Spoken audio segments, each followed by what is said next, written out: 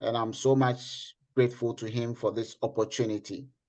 So we are about to start the session, and I would want you to follow closely. If you have questions, please just pause and ask Ezekiel. He would explain, and we will continue. Make sure that you have really grasped the concept, the applications that are relevant today. If we are not able to execute all today, maybe we'll do a part 2, and you can continue with some other applications. So it's a learning time for all of us. Please, let's learn today. Thank you. So I hand over to Ezekiel. Brother Ezekiel, thank you. You're welcome to our session today. Okay. Good evening, everyone. I hope everyone can hear me. Yeah, but if we can increase the volume a little. Oh, we can. So, to start, I think, let me share my screen. Okay.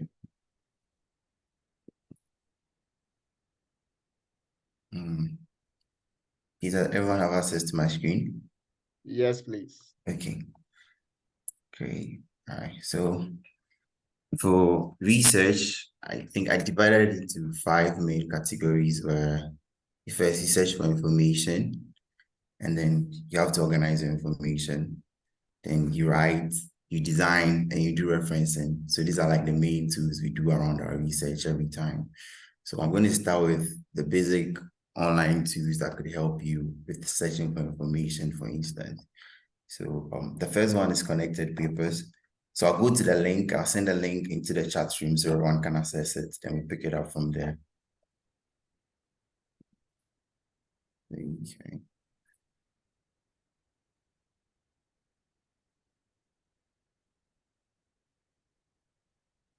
Okay.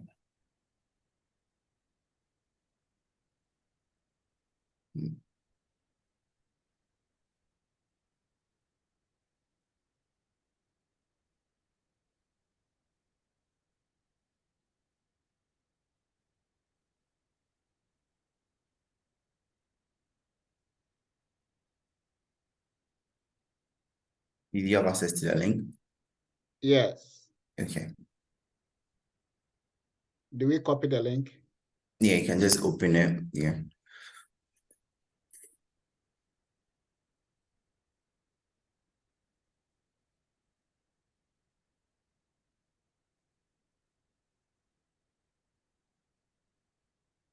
Yeah, continue, please. All right, sure. So as usual, what you do is you have to sign up with your email to get access. But basically, this is the interface when you sign up. And then what this particularly does is it helps you search for information. So this particular tool is unique in its way that if I search on a topic or a paper, right, it gives a graph that maps out anything related to the keywords I've inputted so far. So to demonstrate, for instance, if I should type something I was working on recently.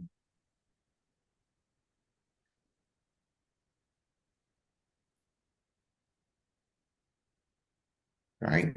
So you type in a keyword, I can even put in the title of a paper or the DOI. Then from there, I have all of this. So I have information, papers, recent papers from 2019 to 2022, and keep updating. So this is a key paper. Then you generate a map from there. So particularly, this is useful if you want to do your literature review, for instance, right? Okay. What do you call it? Ezekiel, let's Yeah. pick a key question from some of the participants. Okay. Williams, can you give us a keyword in your area of research? Williams Ebuansa, can you give us your keyword? Oh, okay. You mean what I'm researching on?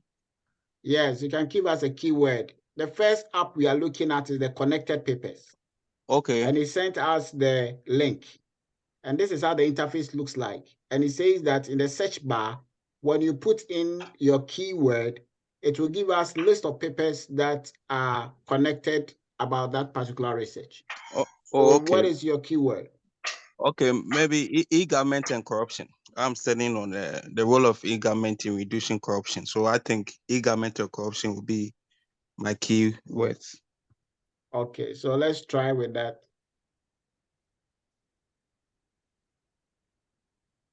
If you don't have the link, check the link for this particular application. It's been given in the chat room, please.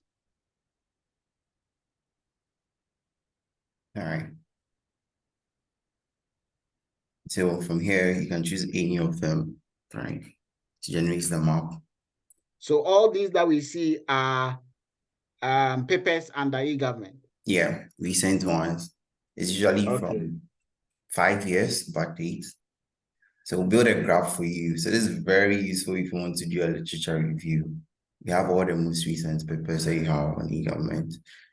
And from this map, you can choose to each of the bubbles you see here are papers, and then they are linked in relation to the work done. In terms of citation or reference? Yes. So is that how the linkage is done? How is the linkage done? So the linkage is done based on the work, the information it holds. Some papers are directly related to some others than others. So if you want to break your search down into subtopics, right? So this influence of e-government and level of corruption on some EU, and then the role of government in fighting. So it helps you fine-tune it sort of to break it down. So if I should choose one bubble, I'm sure that all the lines linked to this bubble are around the same theme of topic, closely related. All right. Right, and you can have them up here. Guys, if you have questions, you can unmute and ask. It's an interactive session.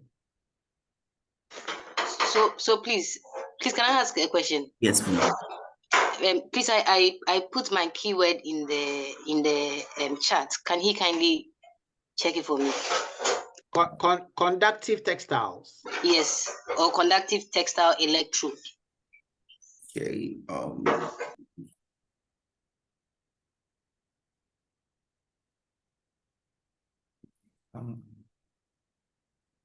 But you yourself, the link is there. Try it on your machine. Yeah, so that just give us a feedback. Yes, please. Lena, try it yourself, okay? Oh, the thing, I don't have access now, that's why. You don't have your computer? Yes, please. I'm in town. Okay. Conductive textile electrode, right? Yeah. Okay. Please, can the link be reposted again? Yeah. Sure. Okay.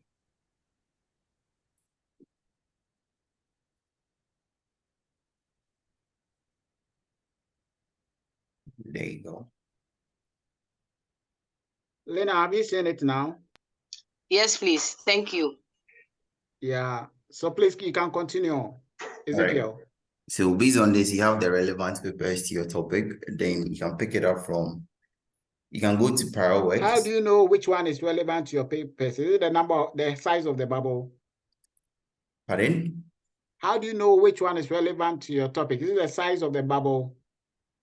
No, okay, so all of them are relevant to your papers, and I think the size also counts, but the key thing is the color, right? So okay. The deeper the color, the more recent the paper is. Thank you. Yes, and then you can also move here and see prior works, right? So these papers are the most commonly cited papers related to your topic. And then you can also see derivative works from these ones. So this is basically for literature review, or if you intend to write a review paper, for instance, this is very helpful tool for you to navigate around. Just help you fish out the papers rather than the normal manual way of going to Google Scholar and going through several tabs. It just gives you a great sample to choose from, right? And the key thing to here is you can download this, right? So if I go to the prior works and I'm interested in these papers, all I can do is just download it, and then it gives me the referencing file. So you can open this file with either EndNote or Mendeley, and then you have the list of all the papers that's present here. Then you can download them further. So here, I think there's a question. So all the papers here will be downloaded? Yeah, as a reference file, and then you can move to EndNote or Mendeley to open it. So you just have all the papers, their DOIs and everything, and you can directly access them from there.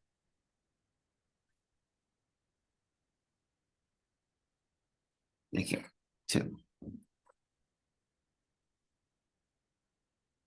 If you have questions, ask, so or else we are moving on.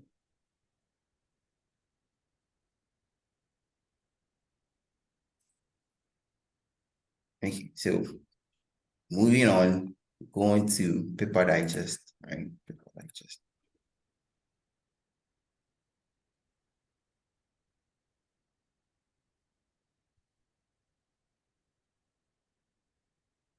So I'll provide a link to this one.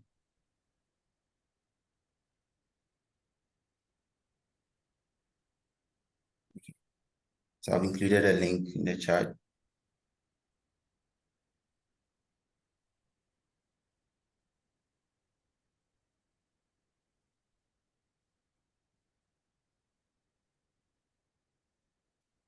So if you go in for your papers and then you want to know what the paper is about, so usually, as a rule of thumb, what we do is we just read the abstract, sometimes read the latter part of the introduction, and then further we could read about the conclusion to know what the paper is about. But for this AI, what it does is summarize the paper for you, right? A brief summary of it, and you can further prove it. So from here, either you're going to input the DOI of the paper that you have, or you can just upload your paper. So I'll just put in one of my papers. Okay.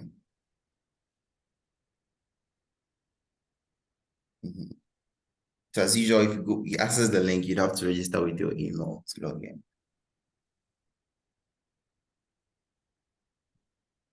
Okay, so then you have this, what the paper is about, what you expect to learn from it. So these are the key points from the paper.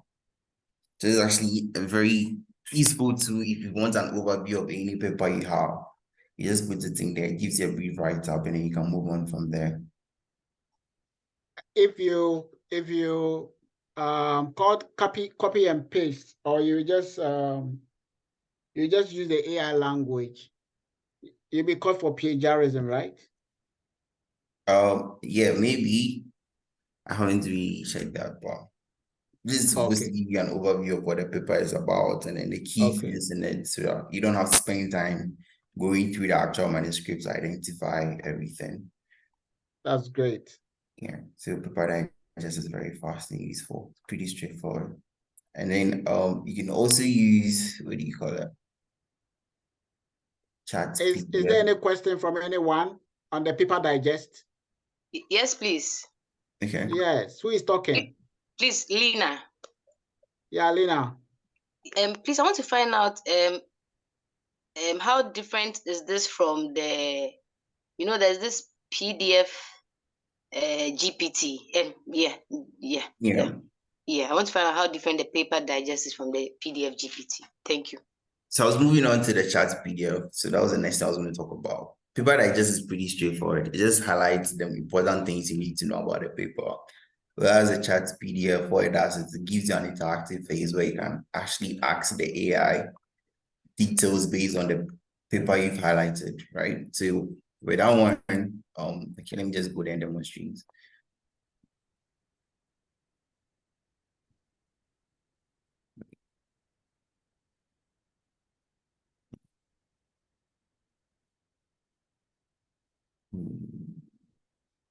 Yeah, I thought before.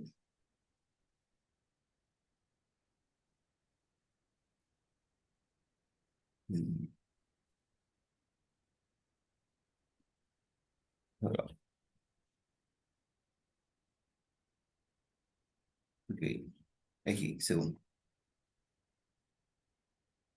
me drop the link to this one.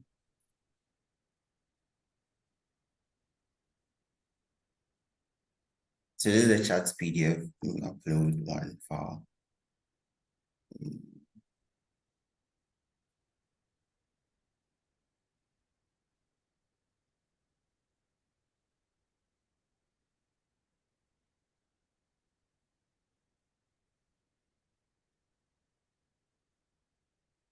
I have to sign in, sorry, I'm coming.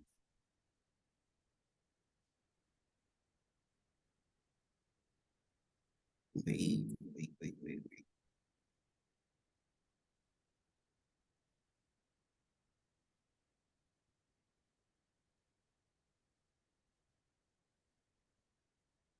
Okay.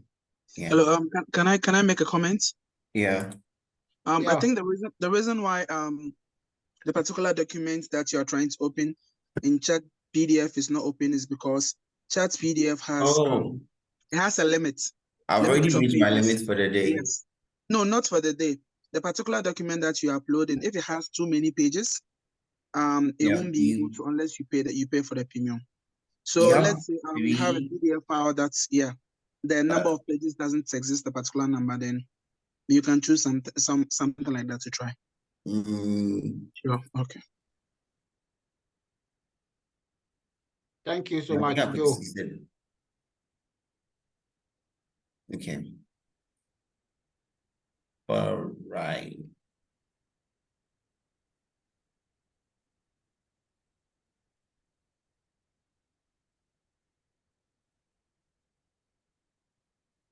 Sure.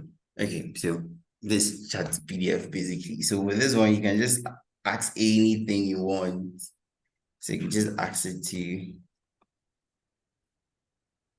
summarize people.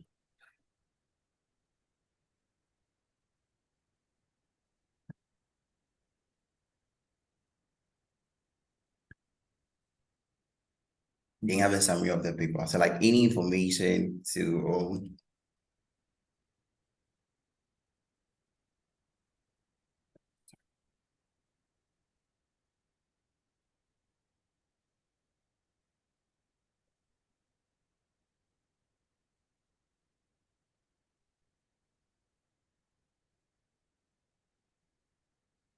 so this is very interactive for you. So typically I use this for my presentations. Just extract the information I need without spending so many time reading everything. So let's chat PDF. The next is, please, any questions? Yes, please, before you move to the next two, so this is what I do. If I want to use chat PDF, what I do is, let's say the document has 200 pages and maybe chat PDF can take maybe only 100. What I do is that I divide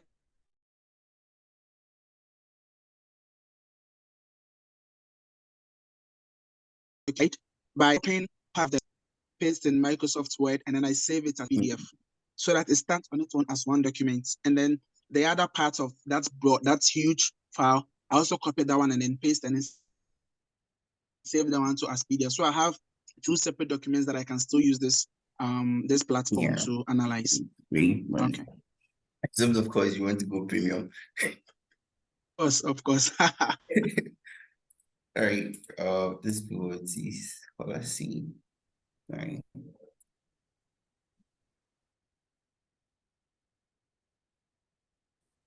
So let's try the question.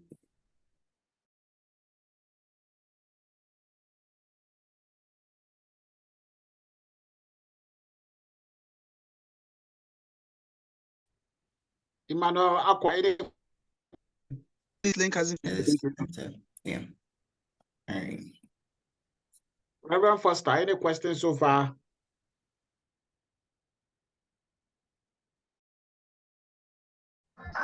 All about no question. All right.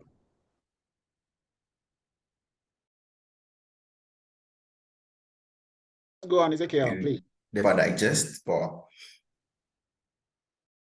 I think it gives more information that you could get from paper digest. So it breaks it down into key concepts, abstracts, synopsis, whatever you want, and just go straight into it. So as usual, you'd have to sign up and then you upload your document or use a UI or URL to access it. Let me just upload something here. Once again. So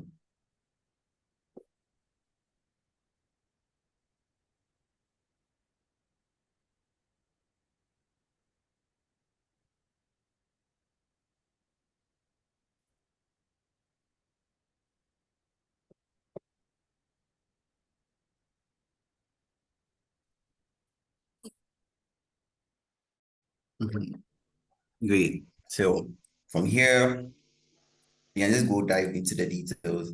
So these are the key concepts, the keywords in it. It gets you the abstract, a synopsis of everything. Slow down.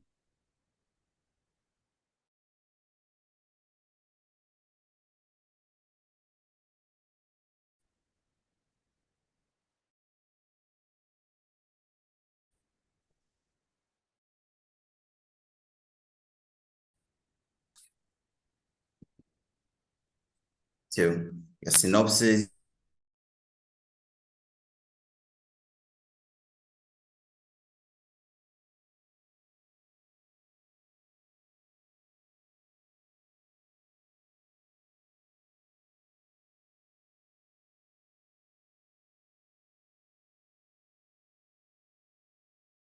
doing, you just select which one is more suitable Yeah, for you can you. ask. Somebody wants to ask the question. Ezekiel. Okay. How many pages is Check that. there? Is it a research article or Yeah, a it's review a research paper? article, a manuscript. Which one did I upload? Okay, so this one is 12 pages. Yeah. 12 pages. So this scholarship is kind of almost give you half of the information in the paper. It's good. No, Good though. So I can see it's very pardon? Yeah, it's more detailed than the paper digest, for instance. really getting interesting, and I'm quite surprised why not many people have joined. Perhaps they are busy, but I think it's a good info you're sharing. Unfortunately, I think I also joined quite late. I missed the first one, which is the connectable. So perhaps at the end, you could just go back after everything and just recap a bit. Okay, thank you. Sure. All right, thank you. I have a question. Please proceed. Can you ask about the research gap in the various papers? Does it answer research gap? And also the article. You need to know the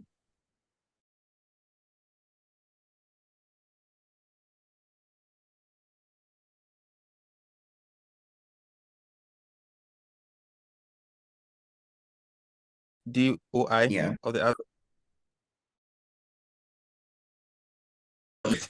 You have to use a school site, or you can use Sci-Hub to download those Sign up. articles. Sci-Hub. Oh, okay. Here. Maybe finish can take us. You can show us later because it's very necessary.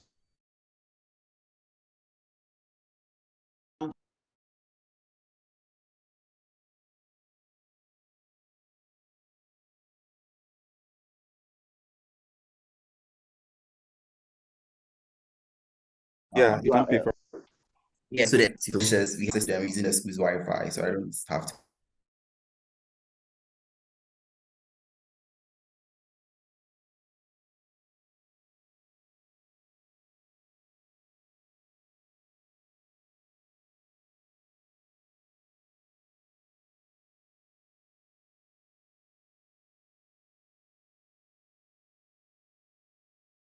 Be logged into LCVR and then you can straight ahead do it. But if not, you can just copy the DOI and paste it here. You'll be able to download it. So I know Science Hub, but okay. I was thinking that if you put in the DOI or URL, since this is in the internet, it goes and searches for it wherever it is, whether you have access or not, and gives you the summary. Yeah, it depends on the publishers if they've made it open. Okay, all right, thank you. So let me ask the Sci-Hub. You said what do you paste in the The to DOI. download the paper? The DOI. So let me. So usually what I do is anything. Use conductive textile. Because that I'm not seeing top cry. Yeah. Okay. Collective textile, right? So any recent paper, 2022. Okay. But we have access to these things. Which channel?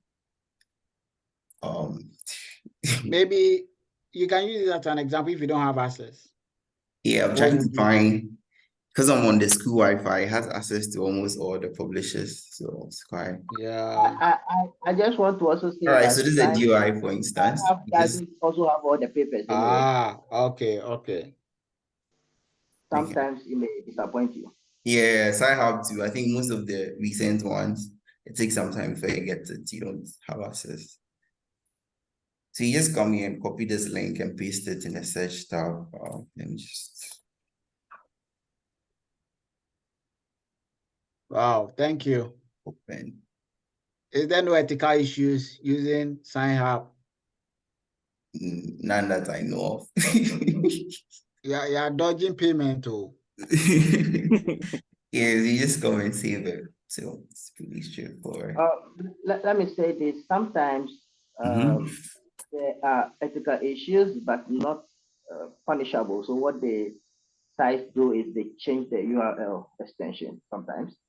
Yeah. So sometimes you may see something like SE or RU, something, just to dodge the system somehow. Yeah. Yeah. All right. Thank you so much, Mr. John. Let's You're continue. welcome. All right. About the reset gap, is it able to tell you the reset gap in the article? No, I think I haven't investigated or tried any of that yet. Williams, you want things cheap? Research gap, you have to think. Charlie, You I want was very the interested computer in to that do the question. whole research for you. Hey! And there's no need to go to school again. I'm just curious. So, I think one thing you can do is you can get a summary from these ones and go and ask ChatGPT that a study was conducted and this is what their findings. So what are the research gaps? I'm sure it will give you something. Oh, okay. Yeah. Williams is happy. Okay. So moving on. I move on to design. Fire and draw. Why did he jump organization? Because that's a lot. Okay. Yeah. That's a very useful tool.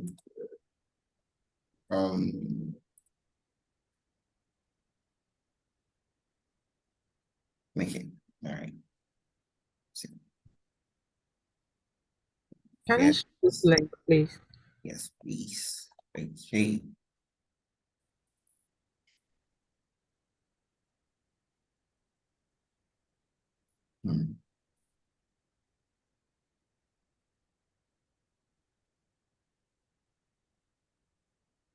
Must we sign up to buy render also? No. I mean, all of them have the free version, and then if you want access to more of the tools, you upgrade to premium. Sure. All right. So for this one, is for designs, right? So figures, whatever. It's more inclined towards the sciences, but more often than not, you could also find some useful. So anything at all you can think of, you can search for it. Someone should give me something.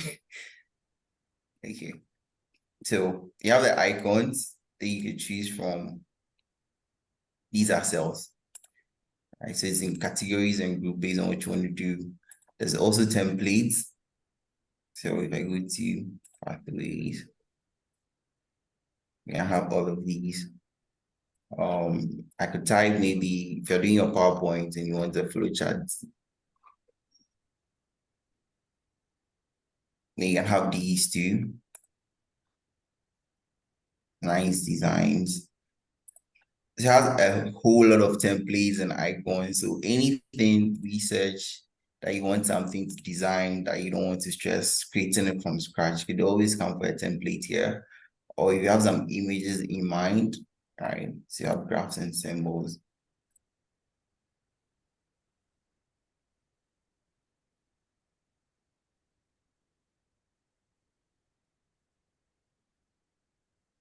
you have all of these, and you can edit them with the tools here. Shape, insert text, change a whole lot of things if you want. So yeah, it's quite useful. So this is basically useful for representation. Yeah. I think most of the icons are all slightly inclined to the sciences for us, chemistry and all of that. Yeah. So you just sign out, log in, and you start designing whatever you want to design. Any questions?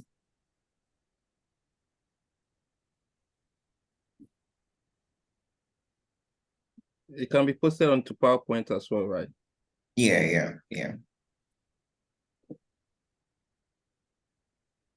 Do we have 3D images? Yeah, there's some free. I think I made a design or some basic design some time ago.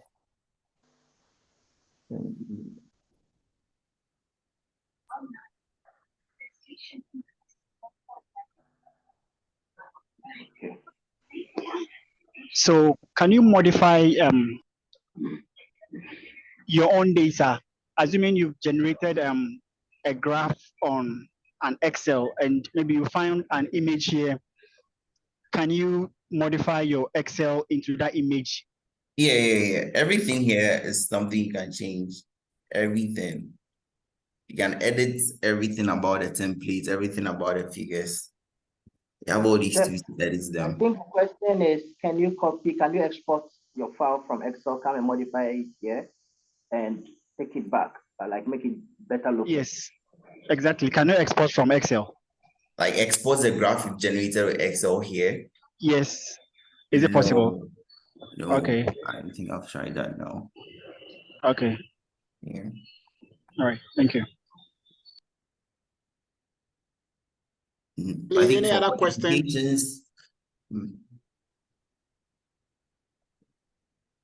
Ezekiel, you are speaking. Yeah, so like for graph modifications, what I do personally is I use MATLAB for my plotting, and then you can copy the figure from MATLAB to PowerPoint. And when you do that, you get to edit every bit of the figure, even if the axes, the lines, change the colors, everything with PowerPoint. So that gives you more room to operate. Yeah. Okay, so another thing you can use for design is Canva. No, sorry.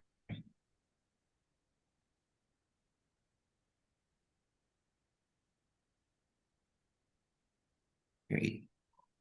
Okay, so like the bio renderer, Canva is more open to all sorts of things, like everything. And I think with Canva, you can upload your own image from your device and include it in your design. Right, so there are so many templates you can choose from. Make posters if you want, or flyers or whatever you're interested in. Projects. If I want to make poster for GHASKA, I can Yeah, use it. you can just come for any template here and make the changes with the writings. Just do it in less than 5 minutes.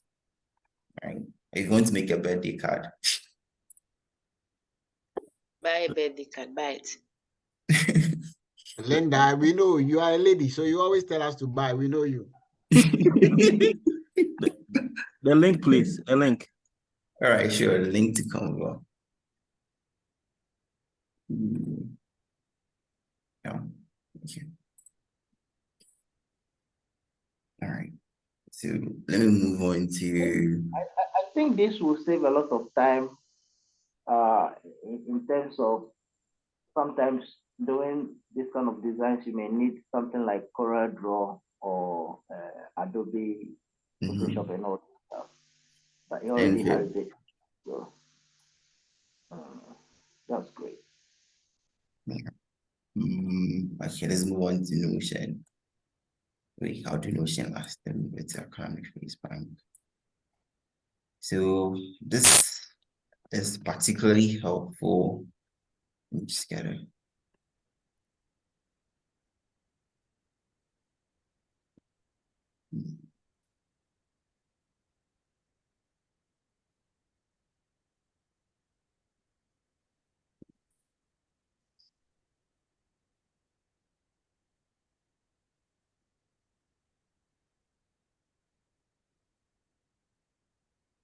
So the academic phrase bank is basically a PDF file developed by the University of Manchester that it has the typical formal phrases we use in writing. So maybe you're writing and you have a writer's block and you want to know how to transition from one paragraph to the other.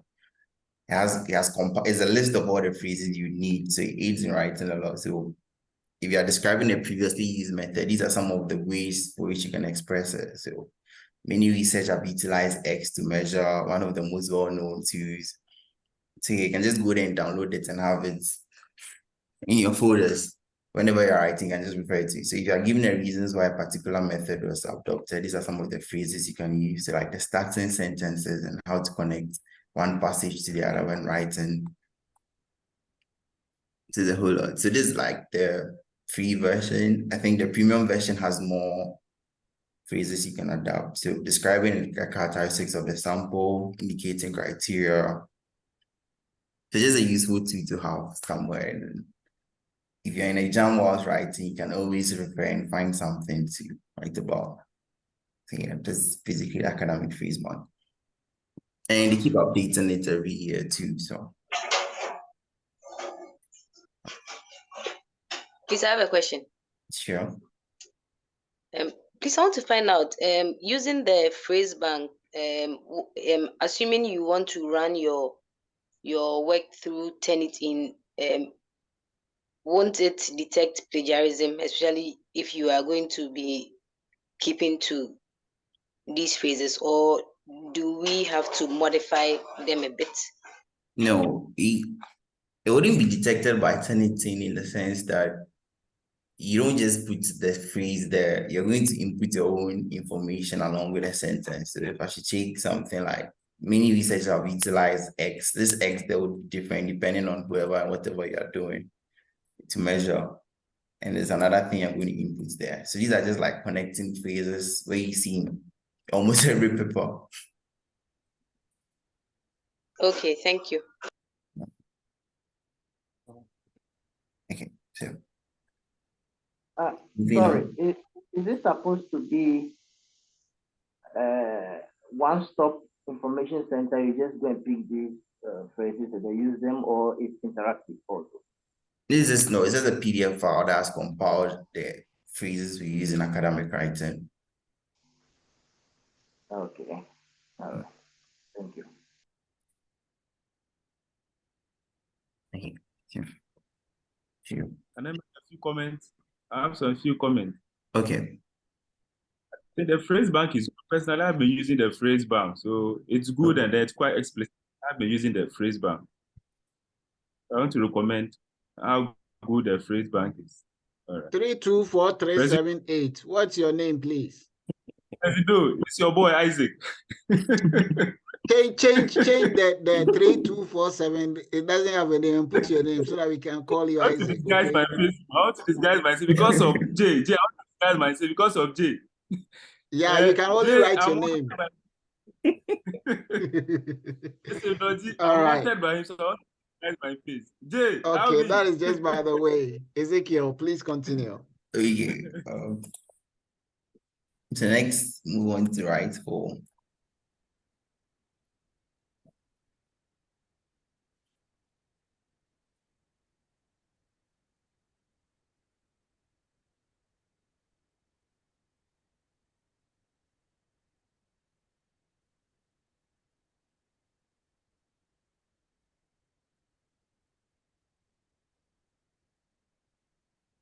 Let me just place the chart here.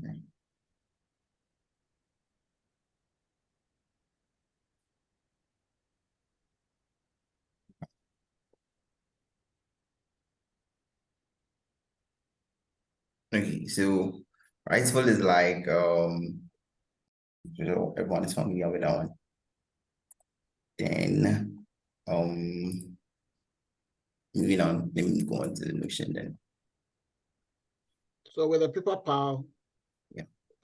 Basically what it does is to edit your write-up. Yeah, identify mistakes, punctuations, and all of that. So it just works like Grammarly. So paper power and writeful are just synonymous to Grammarly, just alternative tools you can use. Okay. So Notion.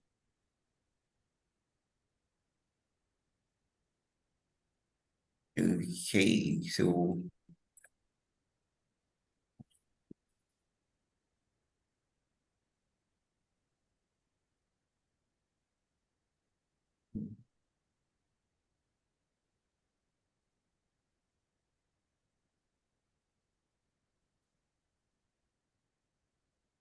so Notion has a lot of users, right? It's basically for collaborative work, organization, your personal use, project management, everything. I use it for project management. So if you sign up, you'd come here where you have updates, depending on whatever you put in, quick notes, personal home, task list, journal, reading list, everything that you need. And if you want to collaborate with other people as well on Notion, you use this as an interface because they have a cloud service that comes with it, and then you could work online. Like the way we do with Dropbox, for instance. So it has a lot. You can tailor Notion to suit any. Pardon? Do you know Evernote? Pardon? Do you know Evernote? Evernote. No. Yes. Okay. I was coming to ask if it's similar to Notion. I think it has similar functionality. Yeah. I think Notion is quite useful if you want to get your stuff organized and plan your project, and you're also working with other people. That's when Notion becomes more useful. But you can always personalize it for your own stuff and creating it. So you can create a team space, for instance. So that's useful for us. And take your time and take us through the Notion well. All right. Oh, geez, I don't have my phone. Okay, so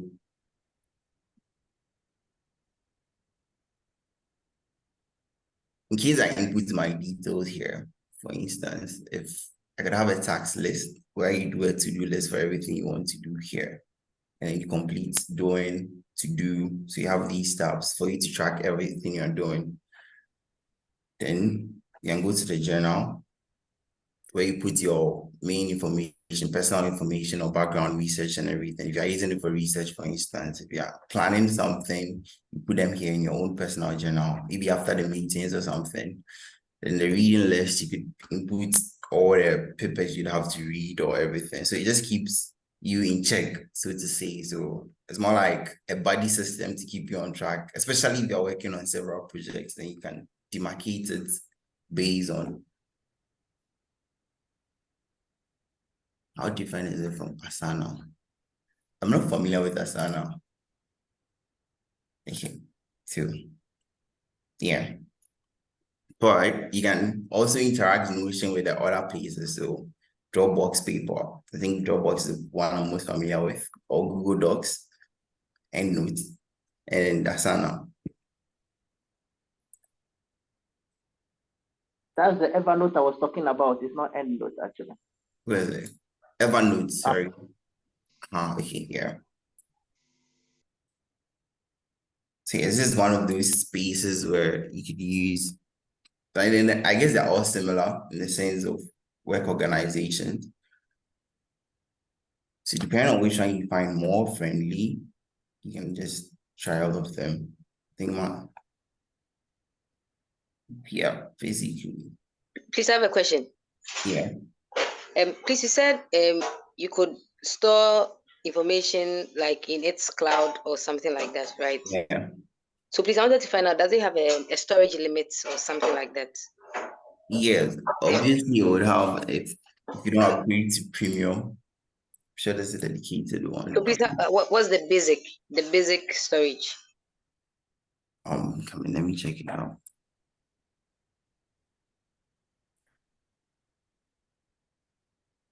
Should be somewhere here. No.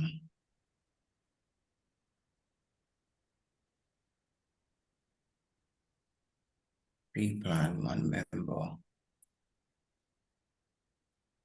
I mean, you'd have to go check it out later or something. Looks like I'm finding here. Okay.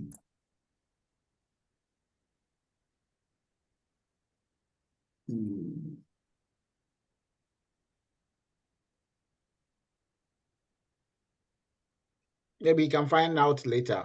Yeah. So we can move on. So the next thing is end notes. I think I'll assume everyone's end notes. So you'd have to download end notes IDs.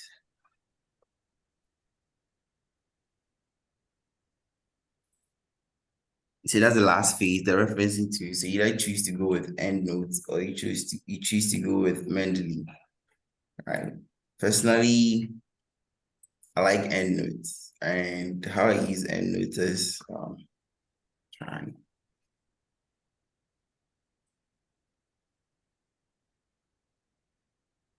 Okay. So usually what I do is I just go to Google Scholar.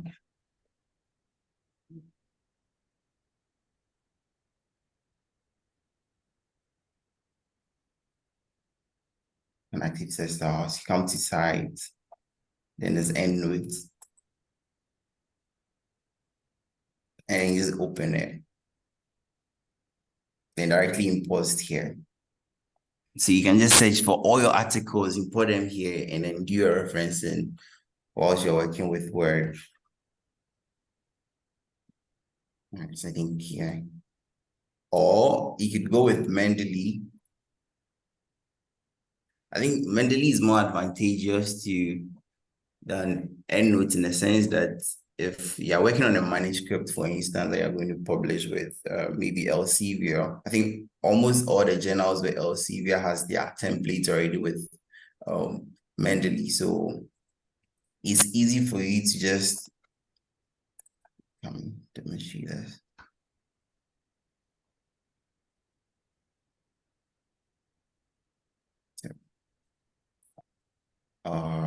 So for EndNote, you just have to type something. So you can set citation, then type, or you can just select this one. Set citation, set selected citation. And it comes here. All right. So it's quite simple. And then you can change the style based on whatever references style is required by the school. So you can do the same thing with Mendeley. I haven't linked my Mendeley yet. You can do the same thing with Mendeley, but Mendeley is more advantageous in the sense that all the Elsevier papers have their templates in Mendeley. So I don't have to. So if, for instance, if you're going to publish in any journal at all,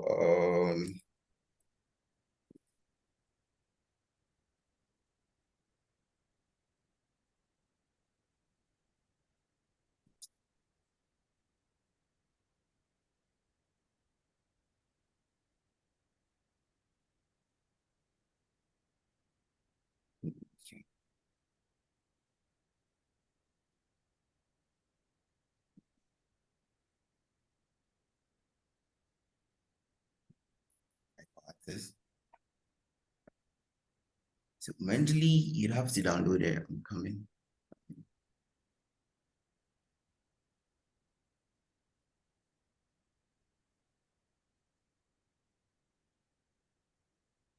So depending on the journal you want to submit your paper to, they all have their own referencing styles that you have to adhere to. And some of them are sometimes not available with EndNotes, but are available with Mendeley. So I know for Elsevier, all of their journals are present with EndNotes. So basically you can just do the transfer. And you can also transport your references from EndNotes to Mendeley if you want.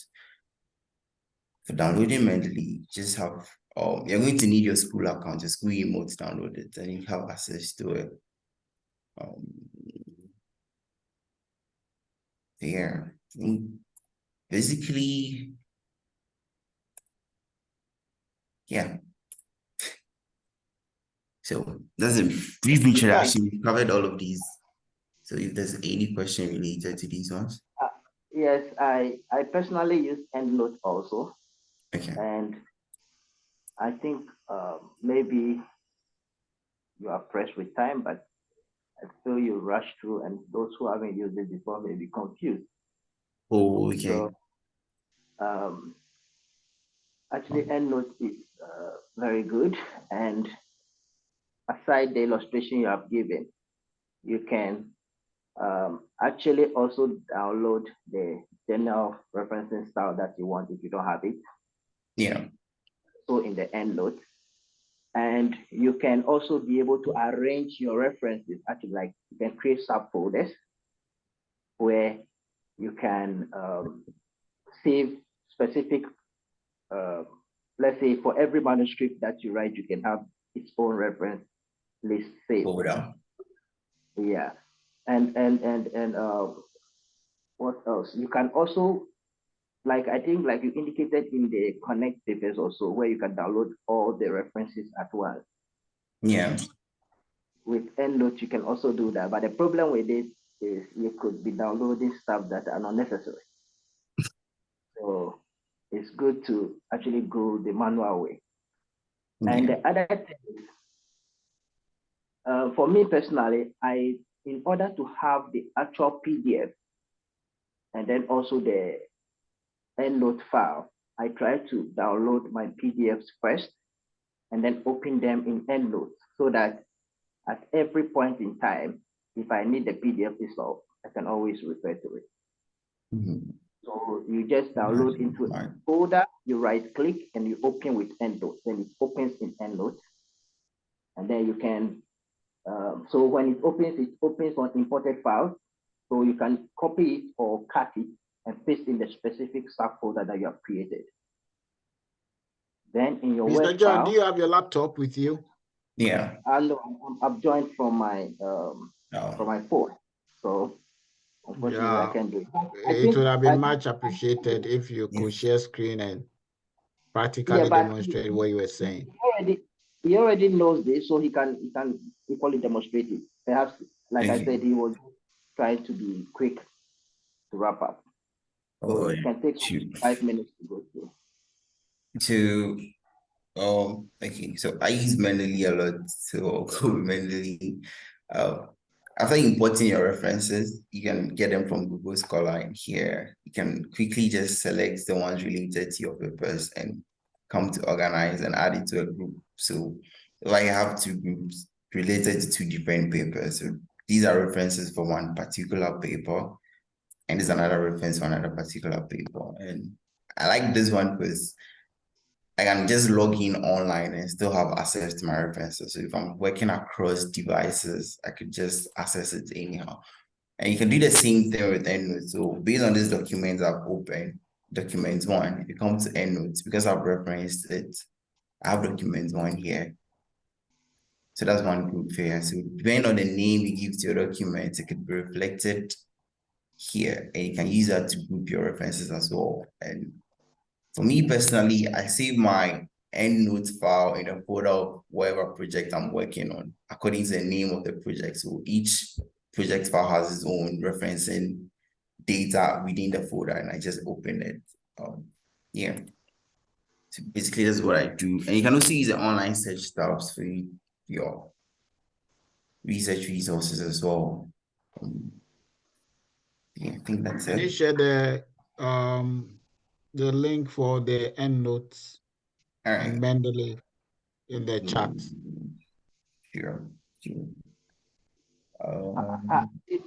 Excuse me, Ezekiel, is EndNote also available free? Because I know you have to be affiliated to an institution. I'll send you account. Okay. But there could be free versions. I'm not sure about it. All right. So you can download it for free here, and you just follow the instructions to install it. But you don't have to update it. If you update, you lose it. So this is the most recent version, 2023. So you can just go here and download it for free. So with the installation, you first install it as a trial version, and then you go, there's a folder in the installation folder. I think I have it here. Let me just demonstrate.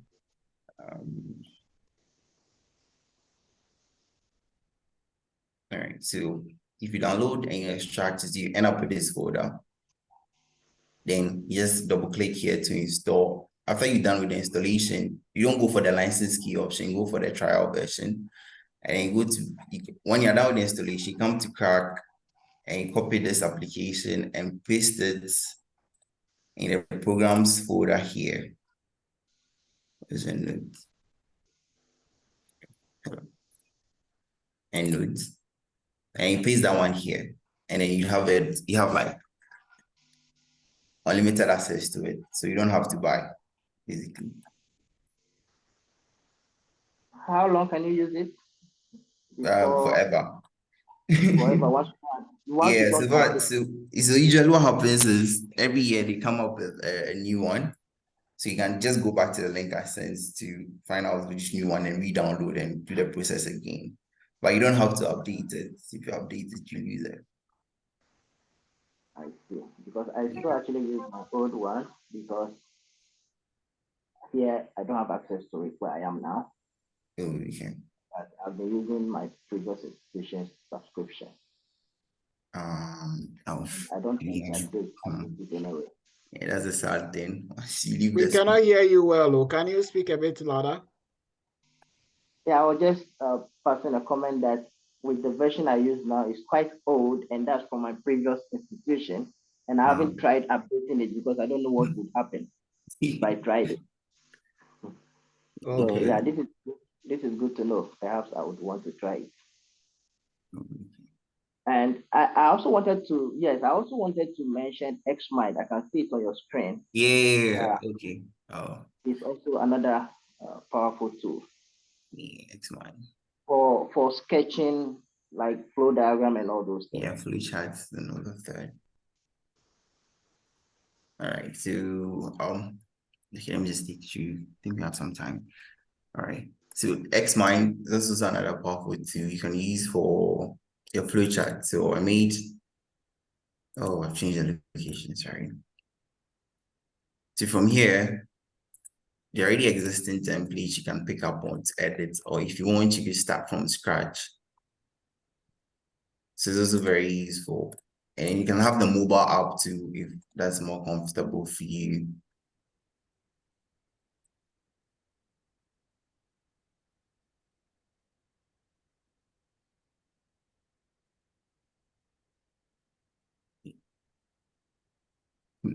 I like XMind because it automatically adjusts the size of the font size to suit whatever length of text you are inputting. So it's quite good. It's quite useful. You can create more links if you want. Edit, whatever you want to do is very, very useful for flowcharts and drawing. So you can use that for your poster presentation and PowerPoint. Okay. Any question from Prosper? I have a question. Okay. Williams, hold on. You have been asking a lot. Let those who have not been try. Ebenezer.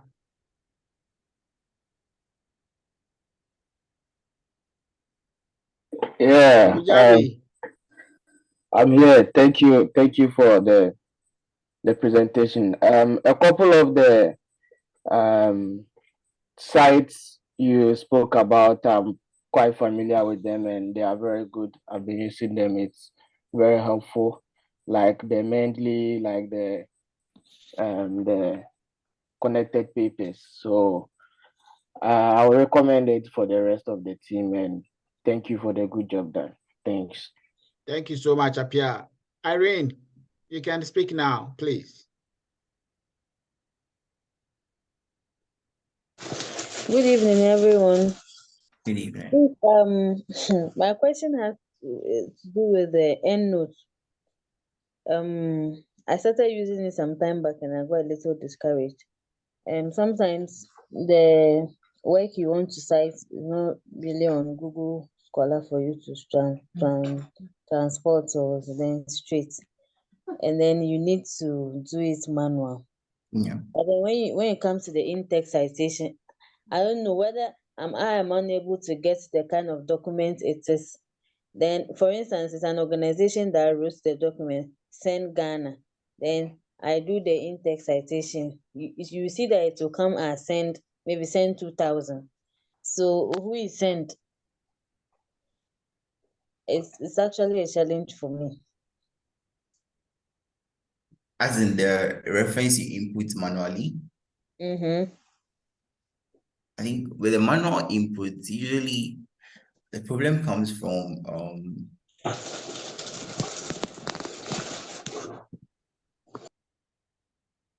these fields. So depending on how you input the information here, when you're doing your in-text citation, you'd have the representation. So if it's not coming how you want it to come, you'd have to change the details here.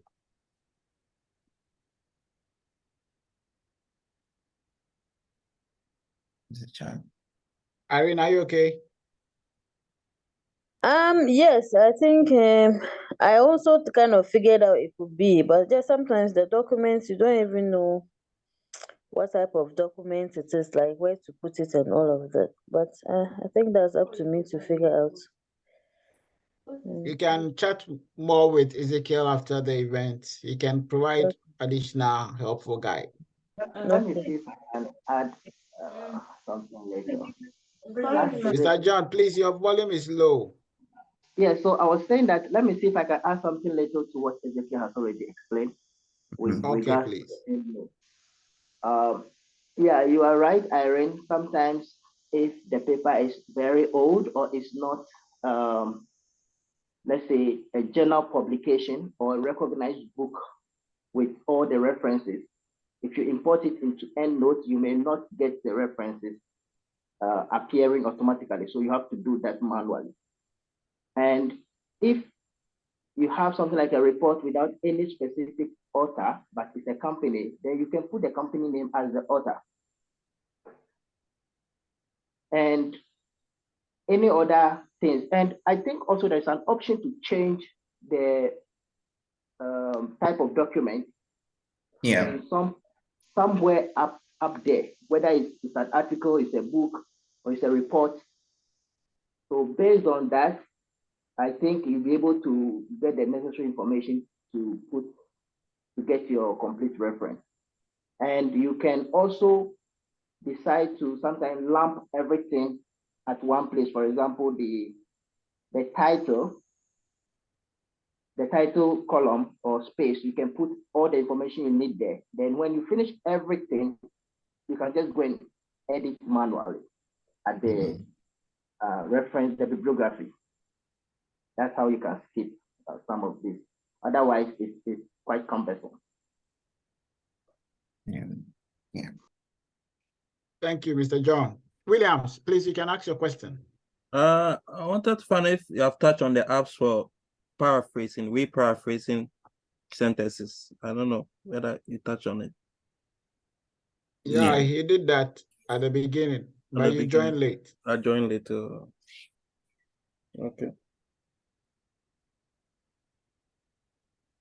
Any other questions, Sophia? Yes, so if there are no questions, Ezekiel, could you kindly go over the connected papers? Please hold on, Sophia.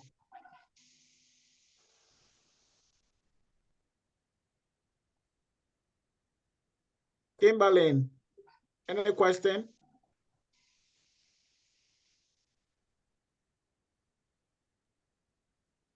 Oswaba, any question, please? No, please. All right. Harrison.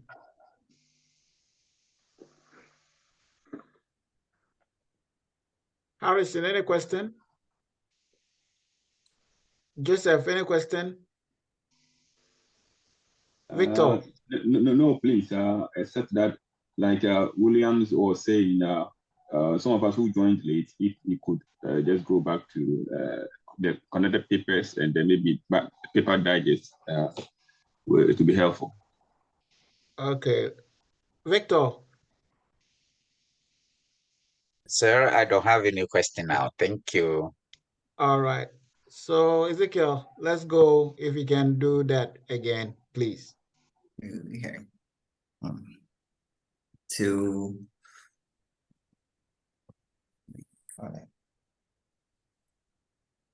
So for connected papers, if you follow the link I posted, do I have to resend the link?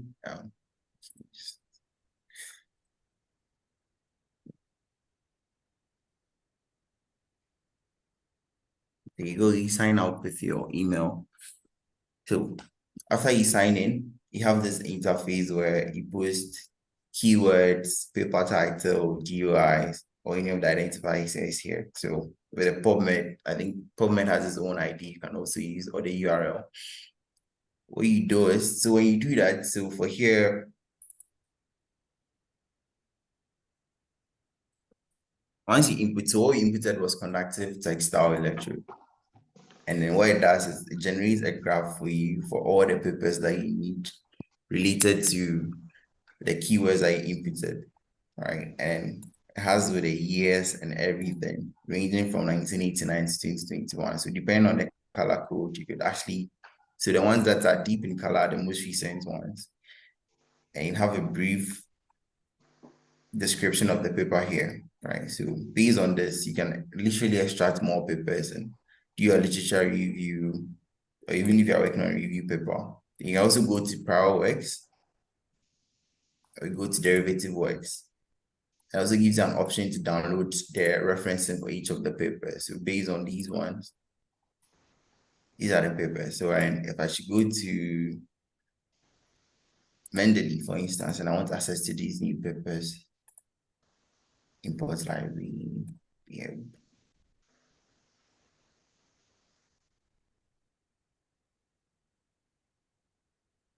Okay. So these are the papers based on the prior works done, based on the keyword I inputted. Then you can have all of these in your referencing. So yeah, so this is just a way of sampling the internet for papers based on your research topic or your keyword that you're interested in. So that's connected papers feed, right? It's a very good organizational structure. And then the paper digest is an AI that allows you to summarize papers very quickly. So all you have to do is you upload your PDF file. Sorry, please, can you resend the link for the connected papers? Okay. Oh, I think I did.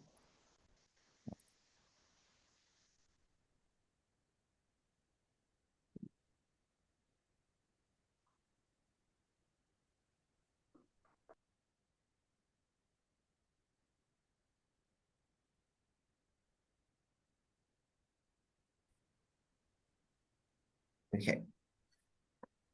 So paper digest basically summarizes the paper for you, and then it's pretty straightforward. The target is 3 minutes of reading, no matter how big the file is. So if I upload my PDF, for instance,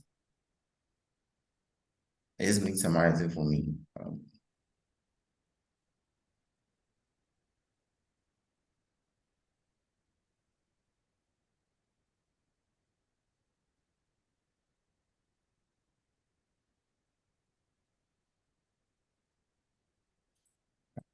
So the basic things, what the paper is about and what you can learn from the paper. Right. So if you have so many files, for instance, so many publications that are supposed to read and you're trying to sample some of them related to your work, then you can just use this one to have some short notes about each of them and we can choose. So yeah. Any questions?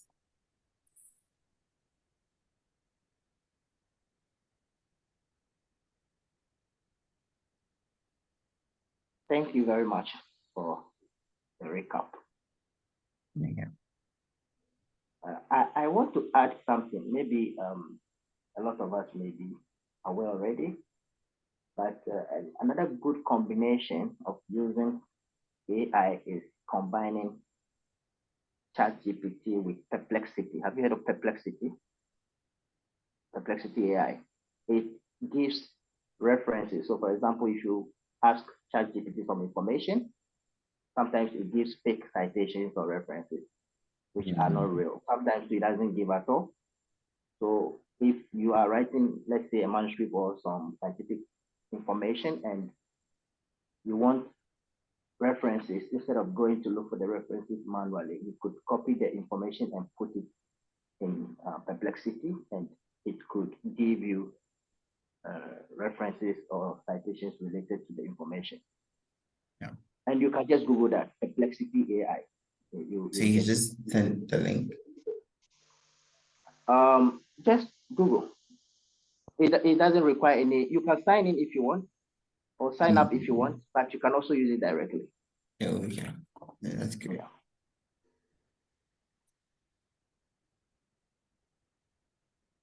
So that's just an additional information. Thank you, Mr. John. Any more from anyone?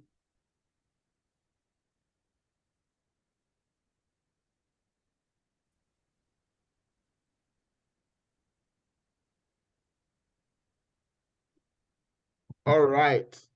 Then I guess that Ezekiel has done justice to the